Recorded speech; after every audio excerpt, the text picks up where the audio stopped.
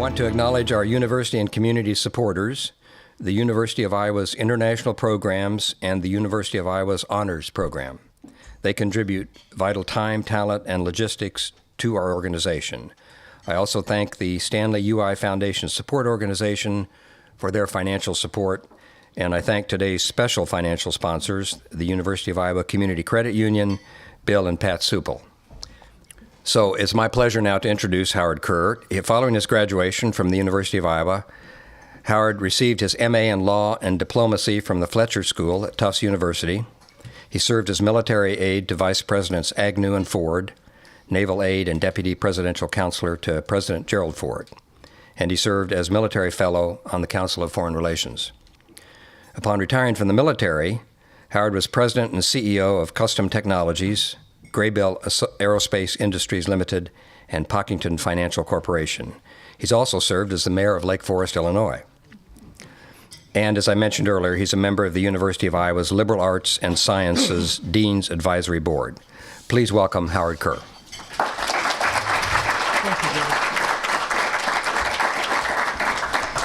Good afternoon. Can everyone hear me? Thank you. Well, thank you very much, Dave, for the introduction. And I've had the opportunity to travel internationally to numerous countries, and I never left a country where I didn't learn something about not just that country, but about our own country. How other people see us, how other people understand us or misunderstand us. And when I look at the mosaic today, in many respects, we need more understanding than anything that I can recall. We have some very, very difficult issues ahead of us in the next few years but in 1954, I came to this city and this campus. And while I was registering for classes, the French were leaving South Vietnam in 1954, after almost a century of colonialism. And it was a part of what was known as French Indochina, which included Cambodia and Laos and Vietnam. I am not a scholar. I'm not an academic.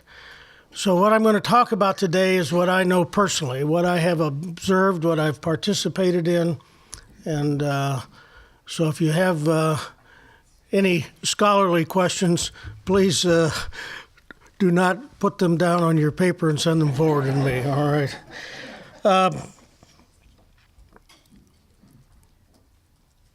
When I left the University of Iowa,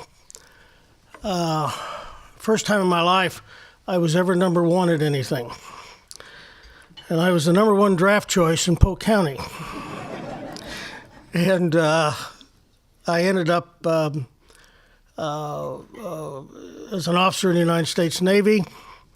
That was not something that I had ever planned for or even understood. I'd never even been a Boy Scout, I don't think. And but I always had a great interest in international affairs, international relations, and soon I realized that the Navy offered a platform where I could continue my interest, and it turned out that was a good decision for me. The Vietnam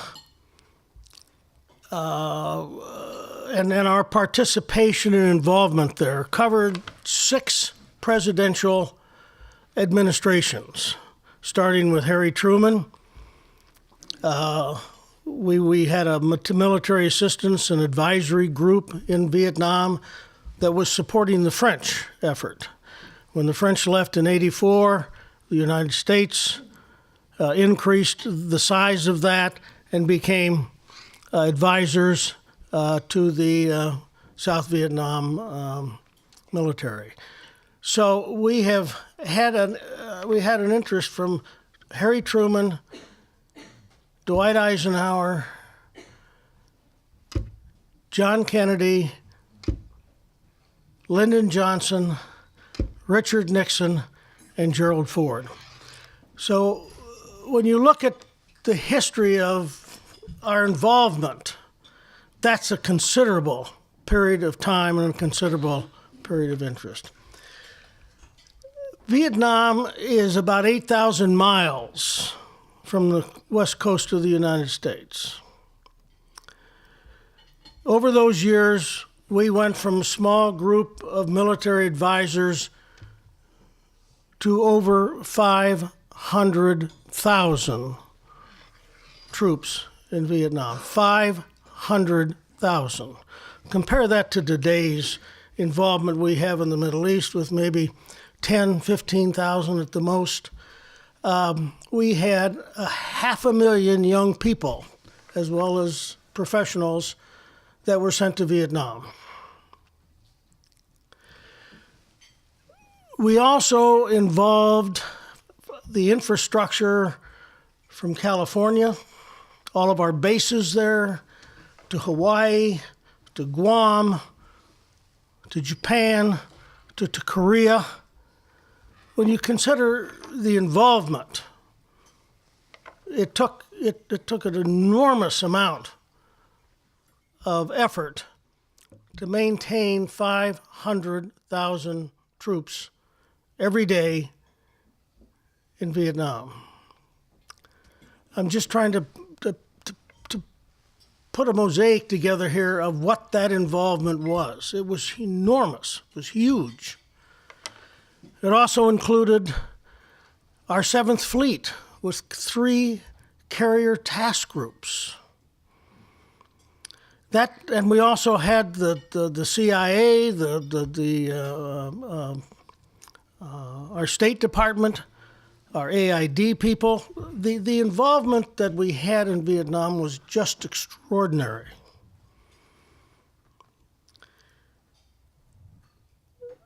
My wife and I, we were finishing up my graduate school in Boston in 1968. I had been there for 2 years, and I had done a master's paper on the role of the United States military in Vietnam from 1954 to 1964 that got the attention of a Navy admiral by the name of Elmo Zumwalt, who had just been assigned by President Nixon to be the new commander in Vietnam. I had a phone call from him one evening, and he told me that he wanted me to join him. And I remember thinking it over, and this was on a Thursday evening, I remember, and I said, well, when would you like me to join you? And he said, Monday morning in San Diego.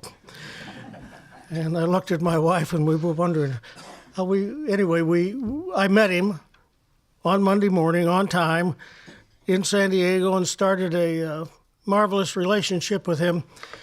And he was a real cerebral military person. And we went to a number of meetings and conferences and things to prepare him for assuming his duties in Vietnam. And I was able to be with him at all of these things. And so it was a great education for me to understand our involvement, which was enormous in terms of the logistics, which I've tried to point out, as well as the number of people we had involved. Vietnam, probably in the late 50s, became the most talked about and most strategic piece of real estate in geopolitics. We were let me just say this, that the only way I can really, and I'm going to say this now, understand, Vietnam, the only way I have ever been able to rationalize our involvement and what happened is when you put it in the context of the Cold War.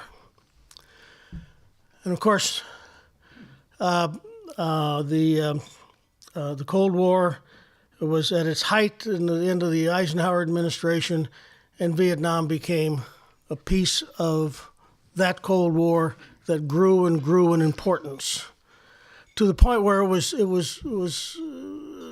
very hard to continue to understand what that importance really was. In 19 let's see, we finished all of those things. We went to jungle school, and then we arrived in Vietnam. And on the way over, the Admiral and I had begun to discuss Vietnam, its history, its what it meant to the United States, our involvement. And he turned to me on the flight from Manila to Ho Chi Minh City, Saigon, and he said that it was very important for us to understand what was happening in the United States if we were going to understand what our role was going to be in Vietnam. Now let's go back just for a moment through 1968, because I think the context is extremely important. One of the first things that happened in 1968 was the New Hampshire primary. That Gene McCarthy of Minnesota challenged the sitting president. The sitting president won that primary, but it demonstrated that he did not have the kind of support going forward in that, and he soon withdrew. President Nixon or President Johnson withdrew. The next thing that became happened was the Tet Offensive. In 1967, General Westmoreland, who was the commander in Vietnam, had come to the United States, addressed the Congress of the United States, gave them an extremely positive view of what was happening in Vietnam, and suggested that we would start bringing troops home.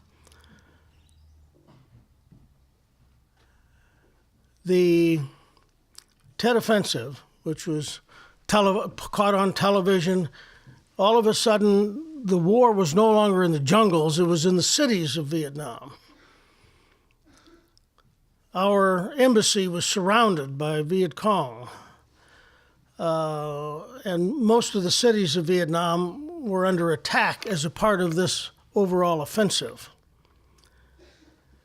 And while from a military point of view, it was a disaster for the North Vietnamese, from a political point of view, it was an absolute disaster for the United States. All of a sudden, people were watching television and wondering, how can this be? How can our embassies be under attack? How can we be losing this war? And most of you probably remember Walter Cronkite. He was the voice of the evening news. He had been to Vietnam, and he began to turn this public opinion around.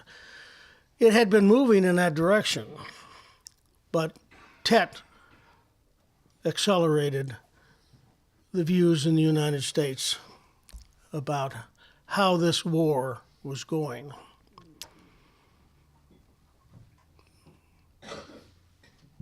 Martin Luther King was assassinated. Bobby Kennedy, brother to John Kennedy, who had been assassinated, was assassinated in Los Angeles the evening that he had won the California primary. When Martin Luther King was assassinated, we had uprisings in some of our major cities. I can still remember the pictures of the smoke over Baltimore and In fact, 50 years ago today, Martin Luther King gave a speech on Vietnam, which carried an awful lot of weight with a lot of people in the United States. I read it again this morning. I didn't agree with it then, and I still don't agree with it, but it was a very, very powerful speech.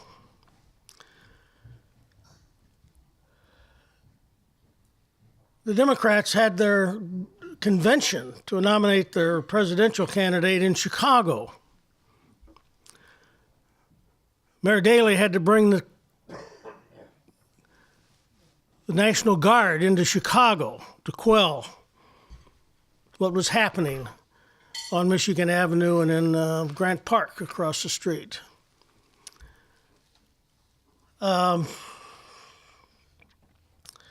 And surrounding all of this, all these events, we had the Civil Rights Movement, the feminist movement. I mean, 1968 was quite a year. And we ended it all up by electing Richard Nixon and Spiro Agnew, President and Vice President of the United States. He campaigned by saying that he would go to Vietnam.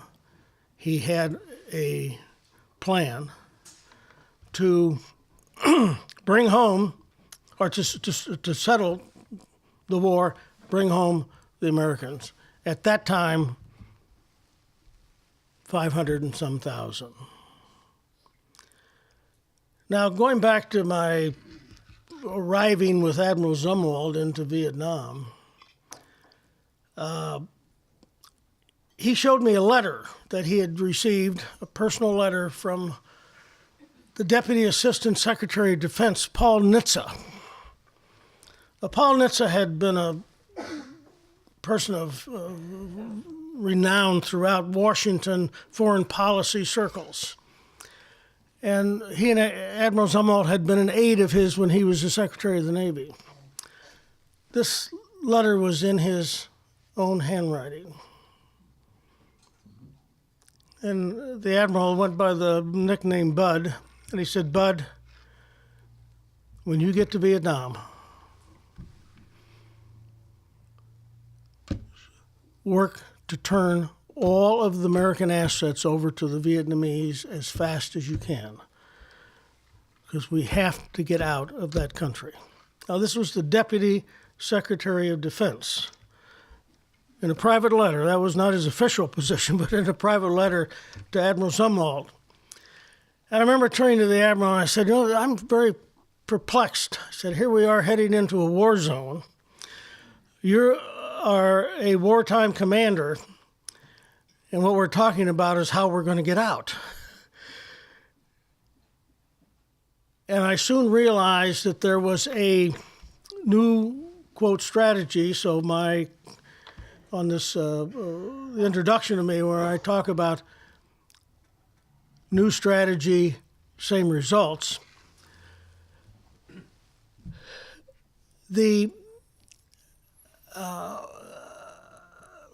arrived in Saigon, and the Admiral and I went on a 10-day tour of Vietnam. Went everywhere from Phu Quoc in the south to the DMZ in the north, and everything in between. And it was quite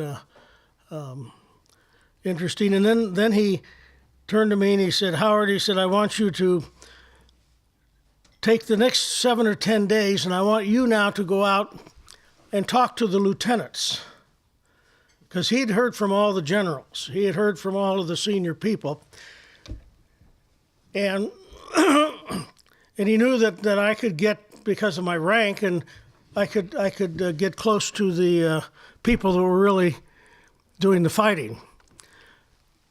So I spent 7 days or 10 days, I can't remember now, touring around Vietnam, trying to make sense from the people who had been there, who were on the ground, who were exposed every single day because they were in a war zone. What was that doing to them? but mostly what was the sense that there was no direction. This was what I began to sense from the people. They were not wanting to leave. They were not ready to say we cannot win this. But they were looking for leadership, and they were looking for direction. Well, about 2 weeks after we got to Vietnam, General Abrams called a meeting of all of his senior people. He had Admiral Zumwalt was a 3-star admiral. He had a 3-star general that was in charge of the Air Force. He had a 3-star Marine, and his deputy was a 4-star, and General Abrams. So there were a lot of stars in this room that day. And not only did General Abrams have the responsibility for the war and the direction of it, he had the responsibility to train the Vietnamese, because that's what we were there for. We were there to train and equip the Vietnamese to fight that war. So he had a meeting regularly just to discuss where does that stand? Because we had millions and millions of dollars of equipment, aircraft, small boats, artillery pieces in country to train the Vietnamese to fight the North Vietnamese, the Viet Minh. And the general wanted to know, where did that stand? So we got to Tan Son Nhut at his base there, and his deputy said the general would be right in. He had just flown back from Washington. And General Abrams, who had been General Patton's favorite junior officer during the Second World War, he took on all of the, he reminded me of the movie Patton the minute he walked into the room. Big cigar in his mouth, and really a person that immediately gets your attention. And he sat down, and the first one of the services to give their presentation was the Air Force. And this good-looking, well-dressed Air Force colonel stood up,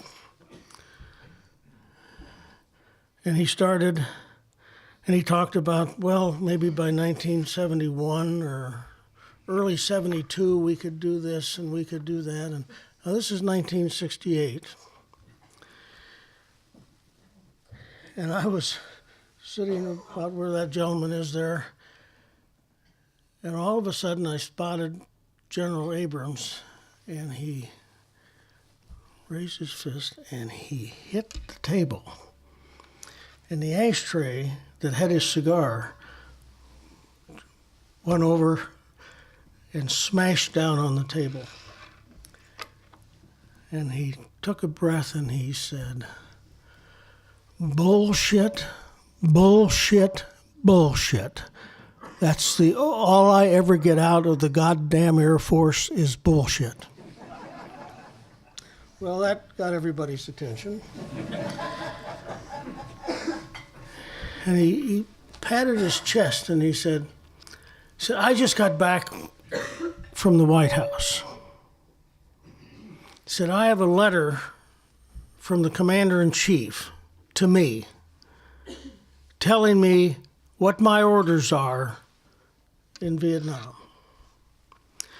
Now, he had been brought back because there was a political campaign going on for president, and they wanted to have a bombing halt in North Vietnam so as to assist Humphrey, who was the Democratic candidate. At least they thought that would be an important thing if that happened. Plus, that was to lead to negotiations with the North Vietnamese. And President Johnson wanted to leave office with that. And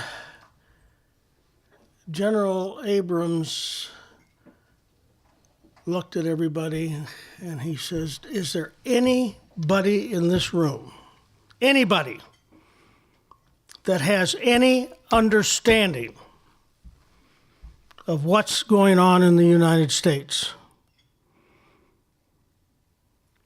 The President of the United States cannot be seen on the streets of Washington.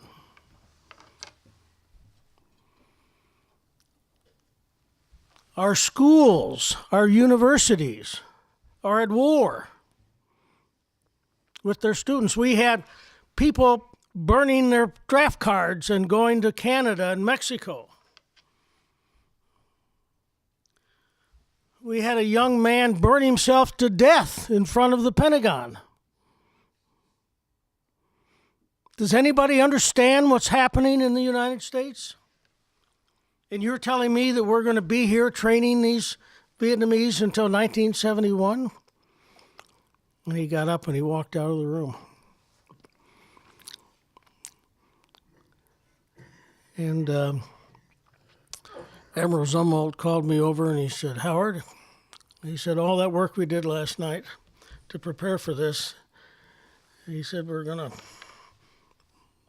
pump it up a little bit," because the Admiral had put together what he called an accelerated effort to get out of Vietnam.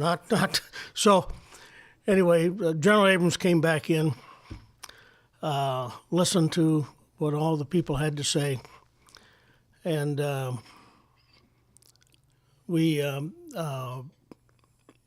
next thing was the election happened, and the next thing, the day after the election, we had a message from the new National Security Advisor to the President, Henry Kissinger,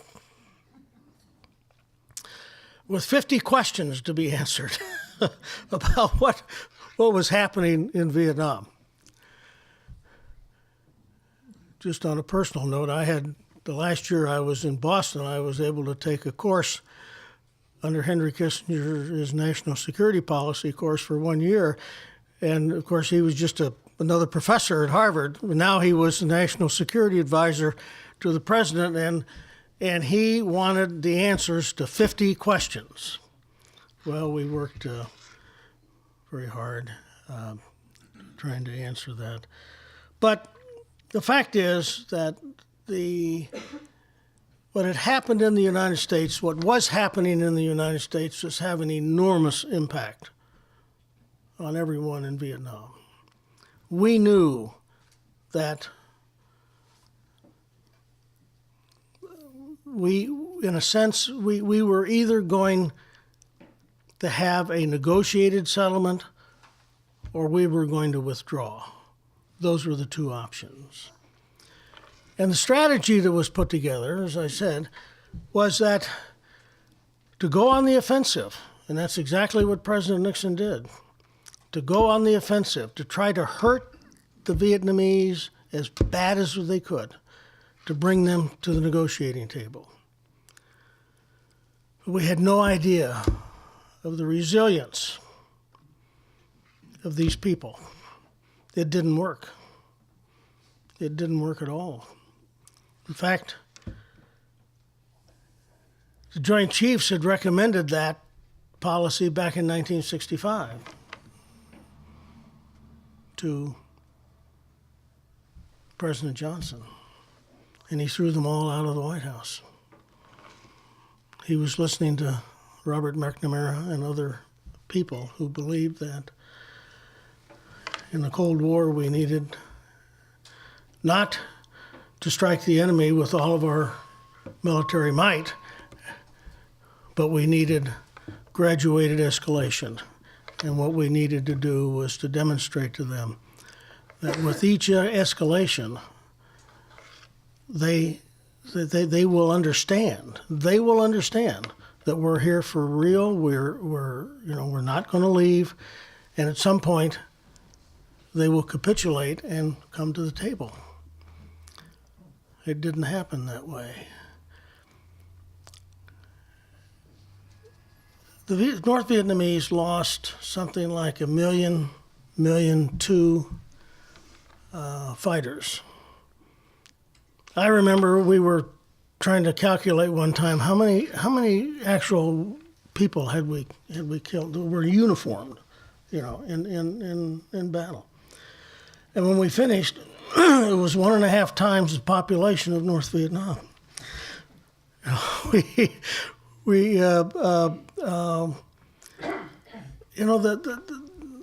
The way we were beginning to measure the war was through body counts and head counts, and who was, these are just terrible, terrible things to try to understand what was happening. In 1945, Ho Chi Minh looked across the South China Sea to the Philippines and saw that the United States, at the end of the war, had said, we are returning the Philippines to self-rule. We had been ruling them since the Spanish-American War. And Ho Chi Minh declared, using the Thomas Jefferson's, he almost quoted him stating that, the United States has done doing this for the Philippines. They will understand that we want to be a free country. We do not want the French coming back, and we certainly don't. We want to reunite our country. And that was their goal. And they were willing to make enormous sacrifices to achieve that. Of course, they had a lot of support from China and also the Soviet Union, because they didn't have the base to put together the kind of military forces that they had. But once again, I close here with stating that I have, over a period of 14 years, I was in Vietnam, or in the waters off Vietnam, 4 times. I spent 1 year there from 1968 to 1969. And once again, when I talk to the students about Vietnam like I'm talking today, I tell them that the only way I can understand what happened is to put it in the context of the Cold War.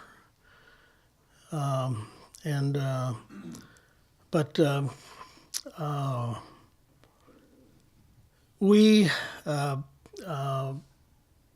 not a country that can send that many people, 500,000. And every day in every village and city and town in Iowa, young men were being drafted.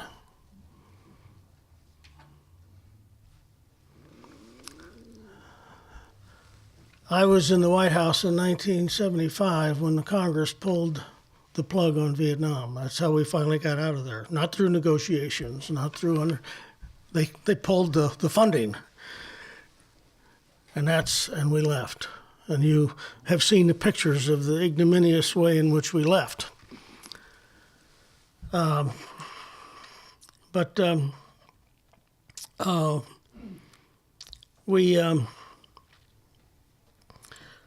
We got caught up in a cycle that made sense with regards to the Cold War. That's a whole different lecture, but it's it's something that we have to keep in mind. We're engaged today, not nearly to the extent that we were then, but so I think it's very important for us all to understand that we really need to understand when we put people in harm's way. We need to understand, and we have to have a clear-cut strategy, and people understand exactly what we're doing. And we understand the people that we're up against. And that's calling for an awful lot. That's why organizations like this, for you, what people like you across the country who come to these meetings and listen to people and bring your thoughts and your ideas and I've been working a little bit with the international programs over at the university. And as I said when I started, I've had the opportunity to visit many, many countries.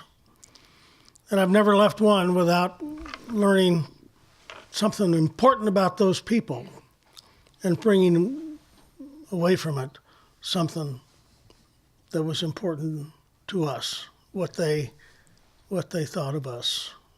And so Vietnam tore apart the country, I believe. Trying to look back to the 67, 68, 69 time frame, I was in Washington part of that time, in Vietnam, of course, and part of that time, and there wasn't anything since our Civil War of the 1860s that had the impact on this country that Vietnam had.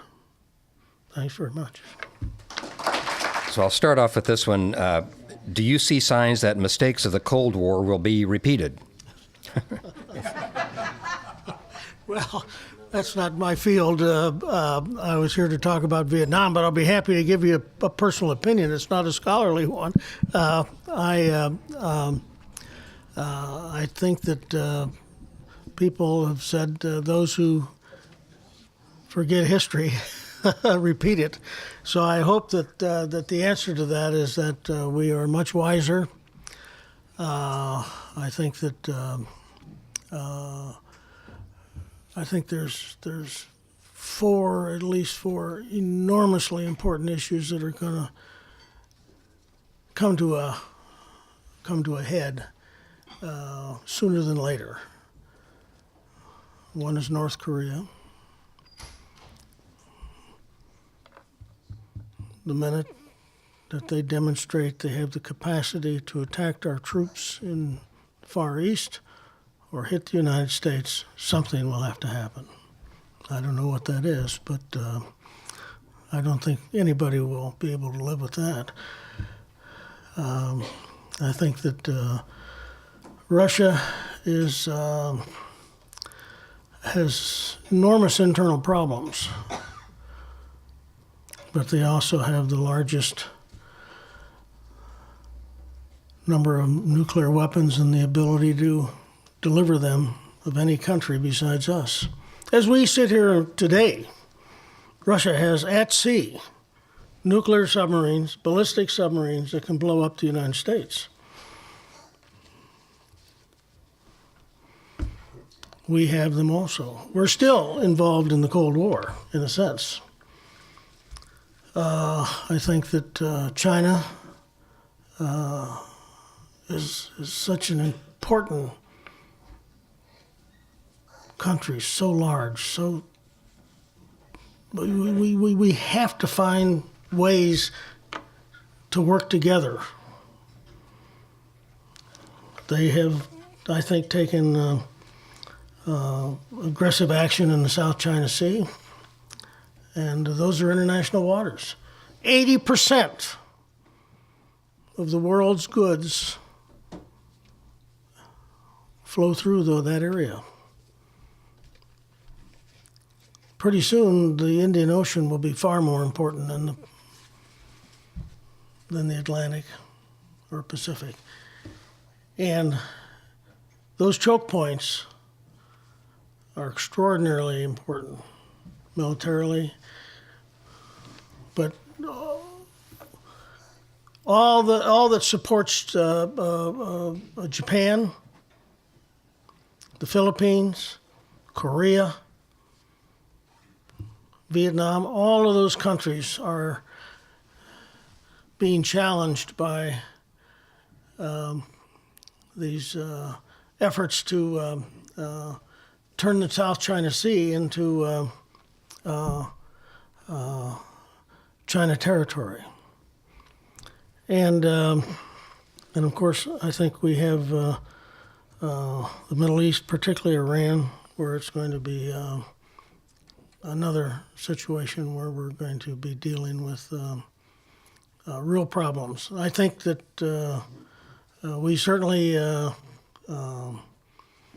were able to deal with the Cold War. We came very close, particularly in the Cuban Missile Crisis. That was as close as we've ever come to a nuclear war in the post-war period. And so I hope and pray and trust that we have very wise people who are looking at these issues very, very closely, because that's just my personal opinion. But I think all of these are going to come to some sort of a head in the near future. Okay, this question asks, why didn't the U.S. leave Vietnam when the French did? Was there anyone advocating for it at the time, I guess?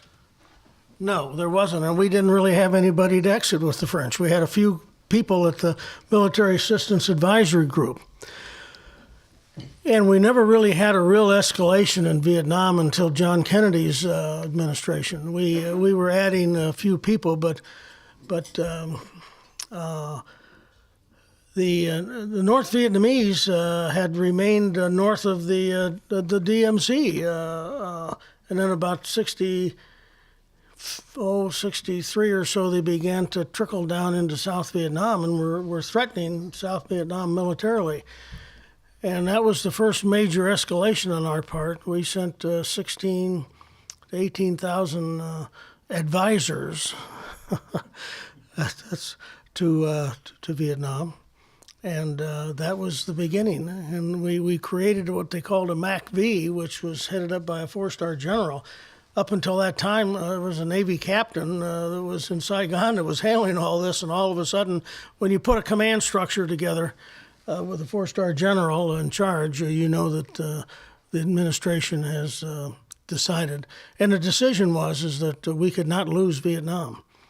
We absolutely could not lose Vietnam. That goes into a lot of theory about the Cold War and and what would happen if we did what the person that asked this question, basically we don't want anything to do with Vietnam. Well, as I said, from the administration point of view, particularly in Eisenhower and Kennedy, this is the most significant strategic piece of real estate in the world with regards to the Cold War.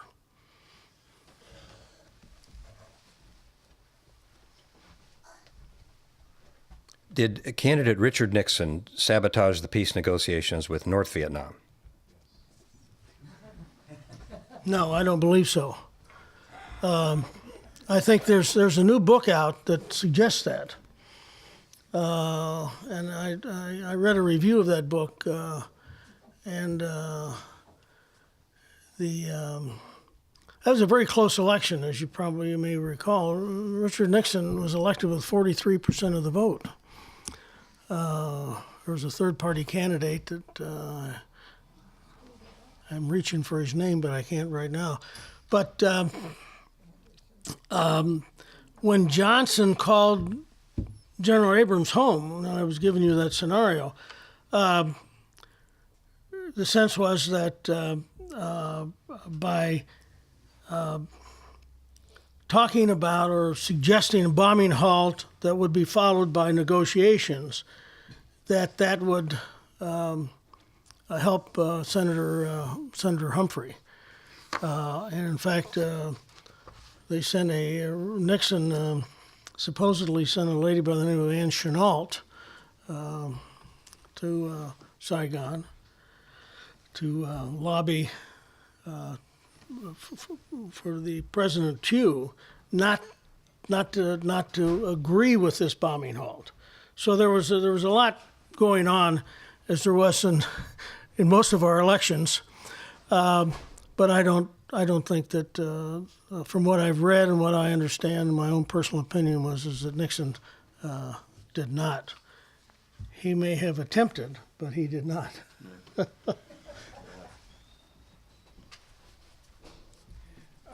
This question asks to please describe the jungle school that you mentioned and what was its purpose. The jungle school?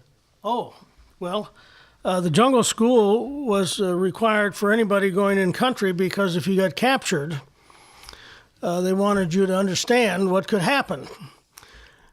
And I spent with the Admiral, I think it was 3 days in the jungle in the Philippines, and we got captured and we understood what could happen. That's what it was about. Okay. I'll make this the last one. This asks, what advice would you give to a cadet on his or her journey on commissioning as an officer? Oh, well. Listen, I have had the opportunity in my lifetime to be an officer in the United States Navy. I've been the captain, or the CEO of a couple corporations, and I was dabbled in local politics. I have never worked with any organization, and I mean this, that is as proud, as capable, that has the character of the United States military. It's really hard to describe. I was fortunate to work with some very, very senior people at an early age, which helped me a great deal to understand the bigger picture, rather than what scrubbing doing the decks on board the ships, and I can't tell you how much everything that I did when I left the Navy, and whatever I accomplished, it was because of what I was able to learn in the United States military. It's a remarkable. In fact, I just finished reading a book last night on General Douglas MacArthur.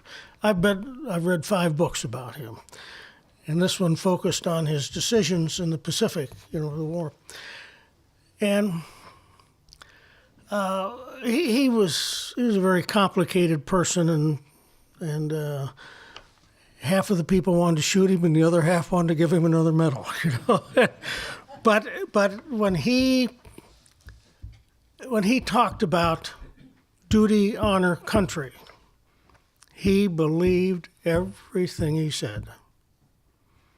So I would encourage anybody. In fact, I think myself, we should have something in this country for young people to have the option, not to make a commitment for life, but to take be able to do something.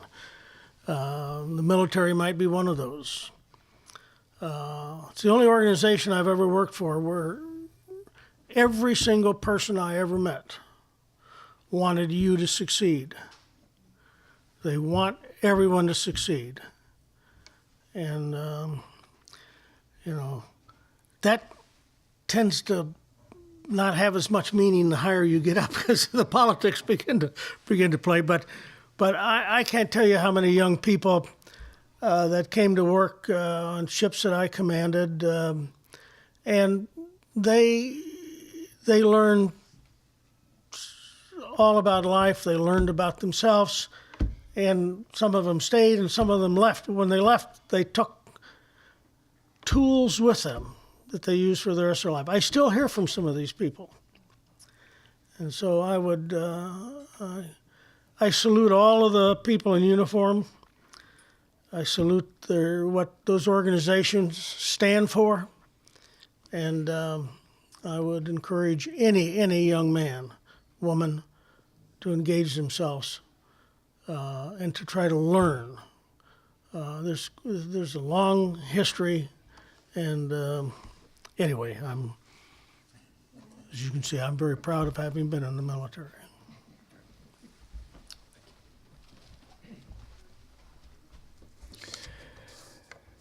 Let's give everybody thank Howard.